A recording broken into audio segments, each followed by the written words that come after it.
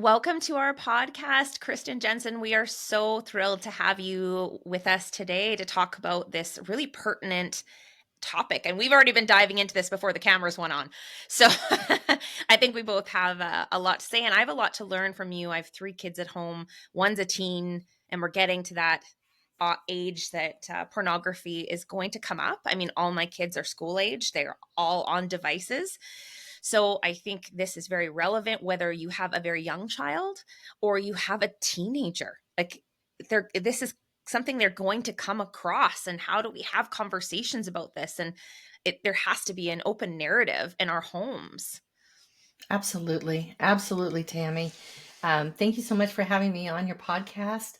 And I really want to help parents navigate this digital landscape, which is pretty tricky. It is. And I mean, we're really careful about in our home about screen time. And we have apps, honestly, that actually tell us if kids are looking at something they shouldn't, and we can monitor screen time.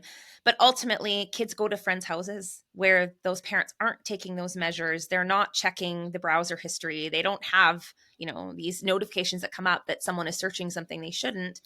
And we have to teach our kids to be critical thinkers when it comes to what they view. I mean, it's not, you can't just have these parameters and say, like, for forevermore, I'm going to watch what you do. Eventually, they're going to be on their own. So they have Absolutely. to learn how to navigate this. But let's talk a little bit about the research and the impact pornography has on children psychologically.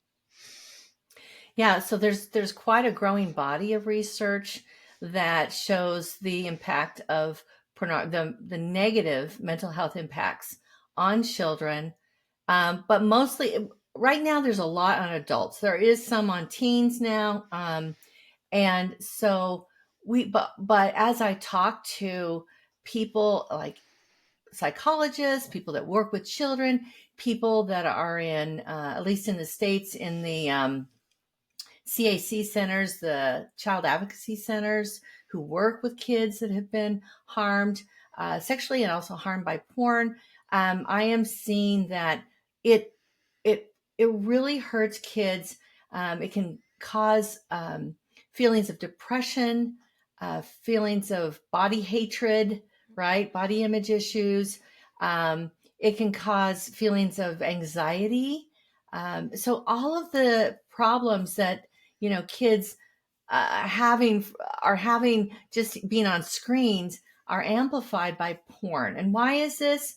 Porn is such a toxic, poisonous view of sex. At least this is what I believe, and this is what I've come to see. It teaches kids that sex is something you do only for yourself. That sex is usually violent. That sex is objectifying. That people are just that you have sex with are just really objects that are kind of a compilation of body parts. And so, how can a child who is looking at this, they start to objectify others? And this does not lead to any good end as far as their mental health. And I really feel like they are really not being given the best way to prepare for, you know, a healthy, sexual relationship when they are ready for that, when they're older. So it harms kids in so many ways. Yeah. Um, I also imagine, and I mean, there's growing body of evidence about addiction.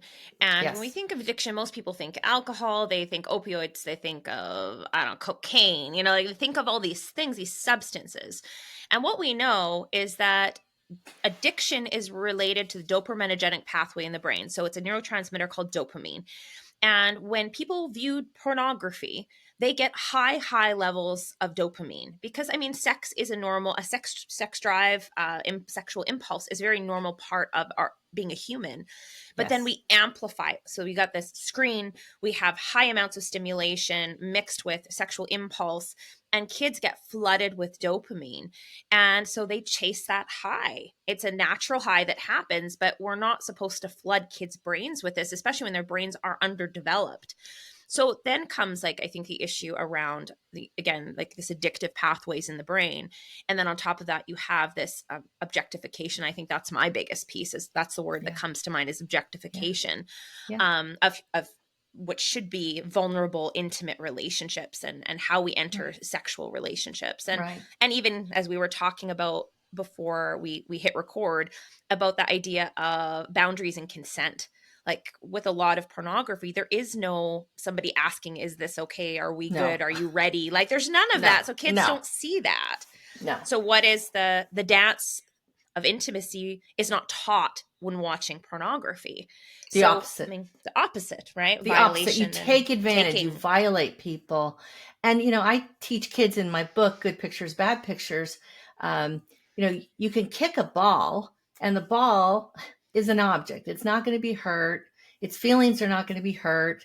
But if you kick a person, that's a completely different thing. When you're violent with an object, it's one thing. But when you're violent with a person, that has a huge, consequences. So kids, the problem, as you said, is pornography teaches children who have very, vulnerable and impressionable minds to objectify others. And I don't think objectify is strong enough a word. I always I know. feel like it needs to have like inhumane objectification because it teaches kids to be inhumane. So it's so important that we realize that. But when you talk about addiction, it's absolutely correct. There's so many studies now. There are MRI studies that show, and there's all kinds of other brain studies that show that people who are addicted to porn react in the same way. Their brains light up in the same patterns, the same places, as people who are addicted to drugs and alcohol. Yeah. And these have been done in very, prestigious universities in Cambridge and others. And so very important. And when you think about it, Tim, what else do we let kids get addicted to? I mean, we don't let them smoke. We don't let them drink. We have laws about that. Most kids are not going to get into, most 8-year-olds are not going to get into, meth or, unless they're in a very rare situation or extreme situation where the parents are into that. But kids can get into porn and they can get addicted to it at very young ages. Because it's not just well, the pornography is definitely like that's what we're talking about, but you're also, if you want to add the like icing to the cake, it's also a screen, and there are tons of studies to back up screen addiction. So it's like you take a hit of meth with a hit of cocaine, like you get both. So it's like screens were bad enough. We know this about screen addiction in kids. We know this about screen addiction in adults. We've had podcasts about this. Then on top of it, you want to add pornography. So I was like, you want to get kids addicted? Here's a great formula. Right. Because when you think about it, the sexual center of the brain, one of the reasons that a sexual or a porn addiction is so difficult to overcome and is so complete is that, sex involves several parts of the brain, not just one. No. And so it's kind of diffused throughout, and it's difficult because, if you have one of these, you can get pornography. You can get your hit, your drug, 24/7 for free, and in the, anonymously, right? So you can hide. Kids go in the bathroom, turn on the shower, and they're looking at porn. Yeah. So if your kid is taking long showers, maybe you need to make sure that his phone or her phone is not going in the bathroom with him. And make that a rule. So yeah, kids, an addiction, lifelong addiction, which I have seen reports of it leading to suicide. So people could get trapped. They're looking at things that disgust them, right? But they're getting aroused to it. And they cannot bring those two things together. And they think of themselves as horrible, horrible people. And kids are not horrible people. They're kids, and some of them have been trapped. And porn is the enemy, not the kid. But it's so important that we realize that porn is a supernormal stimulus, and it really can trap children, even before puberty. Absolutely. So you in your work you talk about digital self-defense. We just touch on this before we talk about like what to do when and what are some skills parents need, and talk maybe Yeah. about touch on your book a little bit as well. Yes. Well, a couple of years we rebranded. We used to be Protect Young Minds, and now we're Defend Young Minds. Okay. And the difference between those two words being that defend is when there is a known enemy, right? You are defending. You are preparing a defense. And I think that's what parents need to do is prepare a defense for their kids. And I also think kids need to have digital defense skills. So, you know, when we think about physical threats, a lot of parents will put their kids into, taekwondo or, martial arts or even self-defense classes so that they can, have a chance, or they at least they teach them some basics of how to get out of a situation when they're physically harmed. But we're not teaching our kids digital defense skills, what to do when they see porn, what to do, when they're in a really difficult situation online, what to look for when they're online and someone wants to start talking to them and be their friend. We need to teach kids so that they can defend themselves from digital dangers, which become physical dangers. It Okay. A digital danger can easily become, and usually do become, a physical danger. And I think that's what a lot of parents don't realize. They're like, well, if it's just happening on the screen, like what can really, it's not like someone's going to come to my house and steal my kid, except Uh, the kids are lured out of their house. The kids are, yeah. you know, It was interesting where we look at, I talk to parents about anxiety a lot, and we talk about like crime rates. And some parents are always worried because we're more cognizant of crime than we were 20 years ago. And I say, you know what, for the most part, in Canada anyway, crime has actually gone down significantly since the 80s, and our kids are actually more safe than they ever have been, yep, with the exception should, of online predators. And yep, that is like, that's where parents need to be paying attention. That's where crimes have skyrocketed. And also like fraud online. Like those are the two yeah, crimes that have just been have gone soaringly high. So I said, if you're going to be anxious about something, pay attention to that. Like when your kids are using social media, when they are on websites, when they are in chat rooms, like that is something you need to pay attention to. So that's where the statistics are showing that we're seeing kids at risk, not with kidnappings, not with, injuries, broken legs, like things that parents worry about. I said, that's not what we're seeing in the trends with kids. Like what we're seeing are kids being predators online is what we're seeing, this huge yeah, spike. yeah. And the predators, what um, they want pictures. So they're Yeah. doing sextortion. I want pictures. I want videos. And they're very good at this. They'll have somebody on these rings are very sophisticated and they understand psychology. And so they get somebody that's really good at initiating conversations with kids.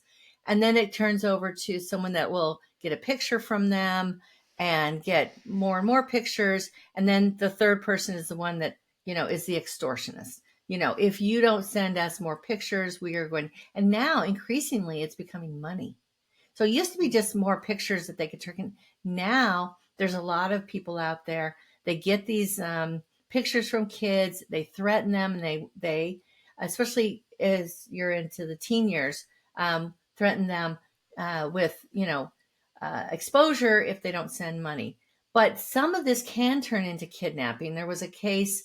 Yeah, It I was worry about child trafficking is becoming more and yes, more, I think, is part of the absolutely. discussion. Hmm. Yeah. So, and we really warn parents not to think this cannot happen to my child. You need to like be aware that there is a risk, and porn is really a big part of it. Porn really promotes and fuels sex trafficking. It promotes and fuels, um, this kind of sexual exploitation of children, and it fuels child on child harmful sexual behavior. So we're seeing that skyrocketing as well. So your child is probably more likely to get sexually exploited by another Yeah. child than an adult. Yeah, that's what I see in clinical practice, and daycares, in day homes, in the schoolyard, where children are exposing themselves to other kids, asking to touch other kids, play doctor with other kids. This is something I've met with a lot of my friends who live in the US and we're in Canada. I hear it more in the US, but it's definitely a problem everywhere. I don't want to say, I just hear about it a little bit more there. But you're also a lot bigger country, the US. So to be fair, More look, people. more people. But yeah, I always, I'm always cognizant even of sleepovers and having these Oh, yes. conversations, all these things that maybe you wouldn't have thought of 20 years ago.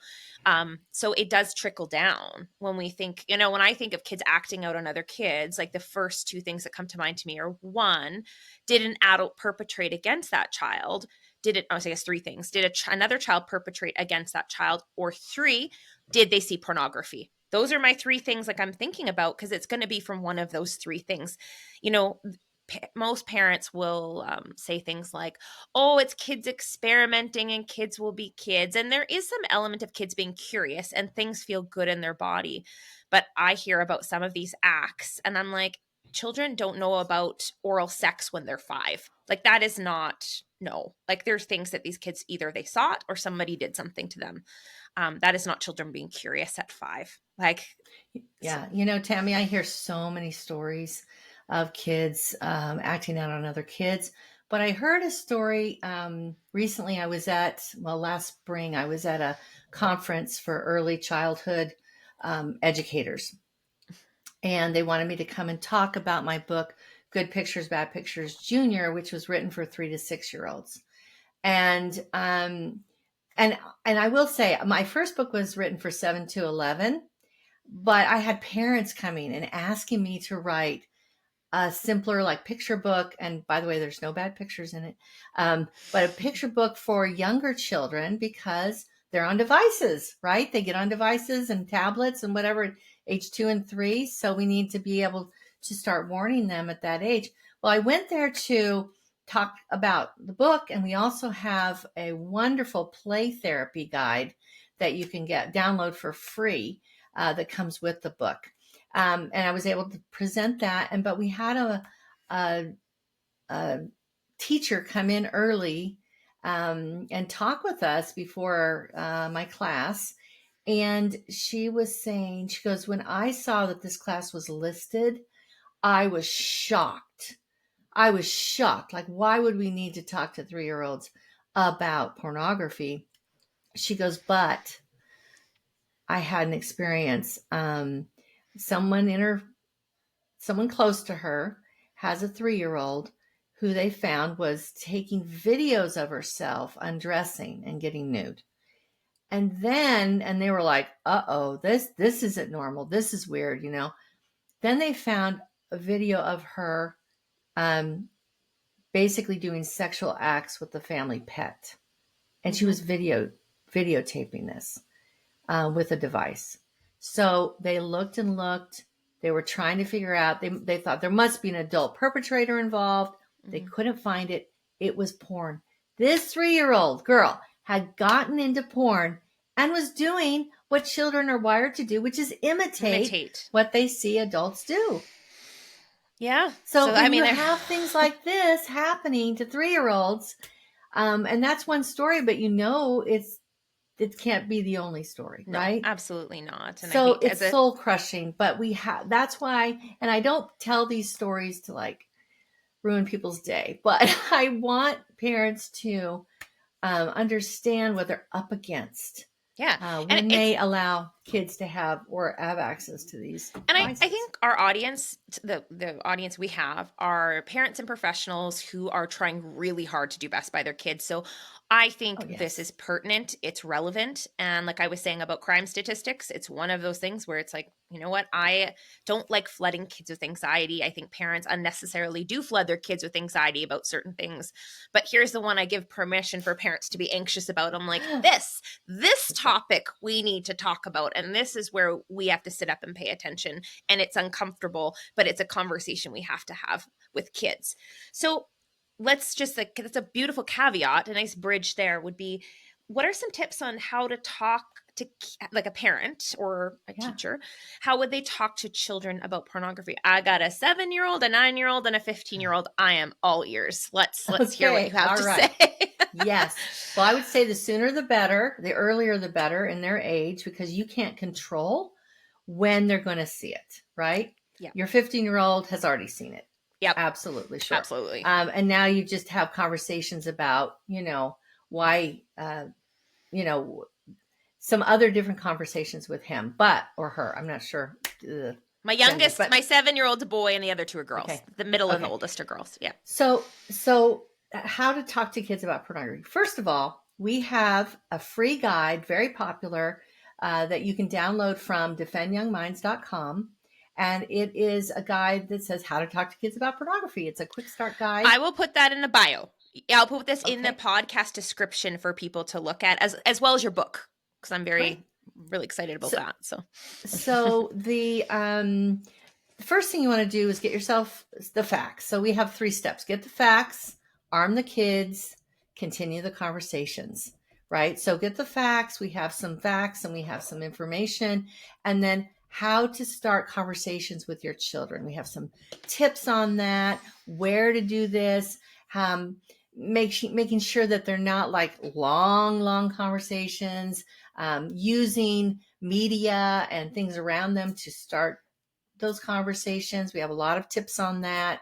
And of course, my book is a resource that many parents have turned to, just a very comfortable way to talk about pornography, what it is, why it's harmful, and what to do when they see it. So a definition, a warning, and a plan. Those are the 3 things every kid needs, and they're in both of my books so that you can get them off to a good start. Well, let's just break it down for my 7-year-old. So let's just do an example. So I've got a 7-year-old, and let's say I'm going to have my first initial conversation with him today about pornography. What are a couple things you would suggest for my 7-year-old? He's in grade 2. He's just going into grade 2. Okay. Well, again, you need to define it for him. Okay. So in the book, I have a mother sitting down, looking at a photo album, right? And saying, these are good pictures. These are good pictures of our friends and family and our camping trip and our wedding and blah, blah, blah. Okay. These are good pictures, but there's also bad pictures. And bad pictures, and then she gives a definition. Bad pictures are called pornography, and they show the private parts of the body that we keep covered with a swimsuit. Not just show, but they focus on, right? Yeah. So give a simple definition. Like I am not going to give kids the whole ugly view of pornography. I'm not going to give them all the violence and all the things. I'm going to just give them enough so they can recognize it when they see it. Okay. That makes sense. So I would start with a definition, and then in my book for like 7 to 11-year-olds, it kind of goes into like how it might make you feel. So we're normalizing it. We're taking out the shame. Yeah, because kids will hide it if they feel shame. They won't talk about it if they feel shame. Right. So we're going to say this is, you could feel this way. You could feel sick to your stomach, or you could feel really curious. You could feel really interested. For some kids, it feels like the pull of a giant magnet. So you talk about not only what it is, but how it might make them feel. Okay. And then you also need to start teaching them, but there's a problem with it. It might feel like exciting, but there's a problem if you follow your curiosity. And here's the problems. It teaches, and then we just give some very kind of gentle ways of talking about objectification, and it teaches people to be mean to each other because kids so much of pornography is violent. And then it teaches, but it can become an addiction. So then we talk about addiction. So I guess starting with a definition and how it might make them feel, that's how we do it in the book. And then explaining the brain science of addiction in a way that a 7-year-old can understand. I think that is, and kids love it. They love to know how their brain works. They love to feel empowered with this important information. I have been shocked, Tammy, by how many reports of kids through their parents come back to me and say, this is my kid's favorite book. Like, I did not see that coming at Huh, all. And at okay. first I was like, okay, that's weird. But it's not, because they love to learn about their brain They and they feel entrusted with important information. No, and I think kids understand. Like, I often with my kids, I'll say things like, I don't know, fast food. Like, fast food tastes really good. That doesn't mean we should be eating it all the time.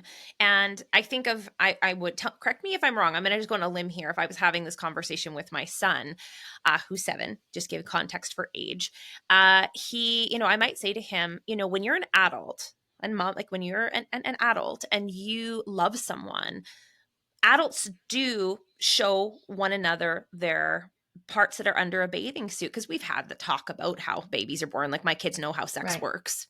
Not all of it, but they Yeah. get the general gist of it. That's important. Parents also need to talk to their Right. kids about what sex is, so it's to Absolutely. demystify it. Earlier. Mm-hmm. But we don't show pictures of our breasts or a vagina or a penis to strangers, just like you don't take pictures of your breasts, your vagina, or your bum, or whatever that is, to strangers. And some people make that choice, and adults can make that choice, but that's not good. And so you need to tell me if you see that. And then you can still, I would talk about the feelings, but just to normalize, like, yes, there are times, but we don't put pictures of that on the computer, Right. Right. and So, then, right. And in the book, it says, all of the parts of your body are good, including your private parts. They're all yeah. good. But it's not good. It's not safe to take pictures of your private parts and show them to strangers, put them online or anything like that. It's not safe for you, and that's not good for you. Yeah. So, That's good. Well, that yeah. just gives me things to think about. Now, we'll go one. This will be kind of our last talking point here. I've got now a 15-year-old, so she'll be 16 now. Granted, we actually have talked about pornography. So, but let's pretend I'm a mom who hasn't talked to her 15-year-old about pornography, and I catch her watching pornography. Which my friends who have teenagers have told me multiple times that this happens in their house, and some have dealt with it really well, and some maybe not so much. Yeah. But let's take that, like, you've got a 15-year-old, they understand consent, they understand boundaries. How might you start to address that with a teen who has Yeah. more of that cognitive capacity to Right. understand these Right. things? But you Perfect. maybe they took a shower and you're like, oh my gosh, like, here's what they're looking at, and Yeah. Yeah. trying not to, we're trying to keep them parents calm and not to panic. Yes. But what do we Right. say without So the shaming them? first And Yeah. So the first thing I would do, and we do have a guide called My Kids Saw Porn Now What? And so it's a smart plan, and S stands for stay calm, because you need to deal with all of your emotions, whether it's fear, whether it's embarrassment, whether it's whatever, all the feelings that your child is looking at porn, all those feelings, before you start to confront them and talk to them about it. Um, and then I would make a plan. So that's M, make a plan, and talk to, if you're married, talk to your spouse, or somebody, other adult that can help you talk through this. We also, in this guide, we have several questions that we are proposing that you would be wise to get answered in these conversations, but they should be conversations, not a long 2-hour interrogation, right? So keeping short. I would say something like, I saw what you have on your phone, and there are some problems with that, and I'm concerned about it, and I would like to talk to you about it. Um, at some point, I'm thinking about things I would like to share with you, um, and maybe set up a time in the future. But just say, I'm just concerned about this and what it might be teaching you. Um, and so, because look, any 15-year-old that wants to get to porn is going to get to porn. Like, all you can do is shape and influence them and teach them. Is this, and I like to appeal to their sense of fairness, because pornography, the industry, is just rife with sexual exploitation. Um, And the more you find out about it, the more horrifying it is. So, do you want to be voting for that? Because every time you click on a porn site, every time you click on, you know, pornography, you're kind of voting for exploitation of women. You're voting for, and this is for teens, right? Because they can Yeah. understand this and they can feel, and you could say, and it's linked to sex trafficking. And we have lots of articles on our website about these things. And how they're linked. But I think that is what I've heard young adults and youth and say, you know, when I found out how pornography is so linked and fuels sexual exploitation and trafficking, I didn't want to be any part of it. Yeah, And and my so, my 15-year-old is very big about social justice. She's yeah, just very passionate about it. So I imagine, and I've never thought to take that angle with her, honestly, if I'm thinking about it. Like, we've talked about what it is and why it exists, but and why it's addictive and what to do. But ultimately making that connection between sex trafficking, like that would, I think, be a huge piece for yeah, her, because she's very, and and many teens yeah, are big on social yeah, justice. They're so yes, much more informed than we were when I was younger. Like, I would have had yeah, no idea that that existed about human yeah, rights. Like, many teens are passionate. And if you can find a framework to teach them about this, that's going to light a fire under their butt, like for right. a lot of teens. And the other part, the other point that you can use with them is that, you know, pornography is really big business. This is big corporations making tons of money, tons and tons of money, disseminating and distributing what is often sexual abuse, like of children, of minors, and also a teen gets raped, they film it, they put it up on Pornhub, you know, then they make tons and tons of money off of it. And it's difficult to get it down because it can be downloaded and then re-upped. It's Mm. a nightmare. And so, like, is that fair? Is that fair? And these corporations, you know, are making money off of every click, because even if you don't buy a premium subscription, when you click, you're basically giving them ad money. And that's how Mm. it runs now. That's the Oh model. my So gosh. helping kids understand the business model of pornography, and we have an article of that too on defendyoungminds.com. Helping them understand that, I think, for teens is really, really important, because then, like, stick it to the man, you know, like, why are you, you know, we don't want to make these corporations give them any more money than they already are Or getting, power, yeah, right? Or to power exploit. to enslave and exploit people. These are people, and the people in porn are people. There's somebody's daughter, there's somebody's aunt, there's somebody's sister, right? Maybe even somebody's mother. These these are people with feelings, and they are being exploited um, for, you know, basically for money, but also they're being exploited Yeah. in so many other ways. One other angle, parents who are listening who have teens, that you can take is, I don't have the exact stats off the top of my head, but I'm pretty sure it's 95%. It's really high. That people who do engage in sex work voluntarily, like adults over the age of 18 or 21, depending if you're living, you know, where the age of consent is for this, to be involved in pornography, often are victims of sexual abuse. It's very, very high. And I would teach my teen that is the only way they feel like they can control the horrible things that have happened to them, is to take control. And they also feel worthless. So they feel that they are only an object. So it validates their worldview. That is something I often talk to teens about, is the kind of people, what the travesties have happened to them. And that's why they're in that line of work. Yeah, They are in there because they have trauma. So yeah, we're supporting the absolutely. people who traumatize them Yes. Right. by Right. viewing this. And so that's another Yes. social justice angle I would take with teens. For any of you Absolutely. listening, again, not a It's 5-year-old, guys. We're talking right. No, teenagers no, here. no, no, no. But you can, but good pictures, bad pictures is great for the 5-year-olds and the 7-year-olds, and just to start them uh, knowing what it is and knowing that they should come to you and tell you, because if you don't really teach that overtly, they will hide it because they have so many questions, like, oh my gosh, you know.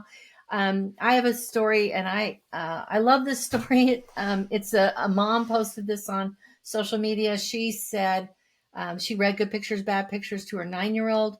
A few days later, he went to school. Another classmate, had a smartphone, came up to him on the playground, and showed him porn. And he recognized it. He knew that to reject it, to turn away. And he went home and he told his mom, and he said, I was scared, but I knew what to do. Oh. And you just feel the burden coming off of his shoulders. Yeah, and I want everyone to know who's listening, if this is like, oh my God, I need to talk to my kiddo. We'll include some resources, but their website is defendyoungminds.com, correct?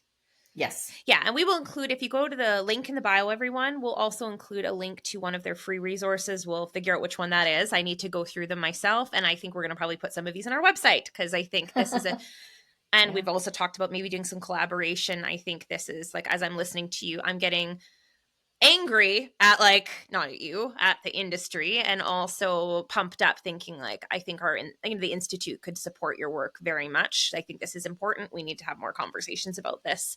It's very Absolutely. relevant, your work. So thank you Yeah. so much for doing this work. Someone had to step up and really advocate for our kids in this way, and this isn't something a lot of parents are discussing with their kids, and now you've provided these amazing tools to help parents who are like, this is so uncomfortable, how do I talk to my kid about this? Because it Yeah. isn't comfortable. It isn't. It isn't, but it can be, like, it's uncomfortable for us as parents because we Yes. know all the things, right? But for children, we give them the context. So if we're just saying, hey, we're just going to read this book to you, or we're just going to have this simple conversation, they take it in stride, especially the younger they are. The more it's just like, oh, it's just one more thing mom is warning me about, don't cross the street without holding my hand, or don't do this. Don't, there are a lot of dangers in kids' lives, and it's good to warn them about all of them. And no child deserves to face the porn industry alone. So No. yes, Gosh. have those conversations, look at the resources on our website, and honestly, Tammy, we give away, like, we produce so much great content, and it's free. It is all supported by the sales of our books and our brain defense curriculum and our guides. So if you do purchase one of those things, I so appreciate it, because it continues to allow me and my team to do this very important and relevant work. Well, I'm very excited for you to send me your book. So we'll talk about that after, because I want to see this. I've done clinical work with kids now for 12 years, and I work with a lot of kids who are victims of sexual assault, and had maybe some of these kiddos had some education. I'm not blaming kids, but if parents can No, yeah, arm kids with information ahead of time, we can prevent sexual abuse. We can't always, but there absolutely. are things we can do. And it starts with conversations with kids about their body and about things Yeah. like this that happen. So kids are armed with knowledge, so they know how to tell an adult, Yes. what to tell an adult, how to discriminate between different types of digital information. Yeah. And so to me, I'm like, oh, Tammy, I'm all this is fired up so, now. So it's such yes, a good conversation. I'm so excited we had this kids, conversation. yes, kids that are warned about pornography and know to reject pornography are safer from physical sexual abuse, because porn is used as a grooming tool. And I have many stories. One of a 6-year-old who was uh, at a friend's house, and the renter in the basement came up and showed him pornography on a phone. He ran upstairs, told his mom, and because he knew about what porn was, he knew what to do, and he knew that no adult should ever be showing him pornography. So it does keep kids safer Absolutely. from sexual abuse. Yeah. Awesome. Thank you so much. I have to run, Thank but you. we will collaborate. We were going to do some collaboration. You and I talked about maybe writing something, and I think this is all good stuff. So everyone, please check out Defend Young Minds, Kristen's amazing work. And yeah, I look forward to future collaboration with your organization and yourself, and reading your book. So thank you so Thank you so much. much, Tammy. Okay. Thank you.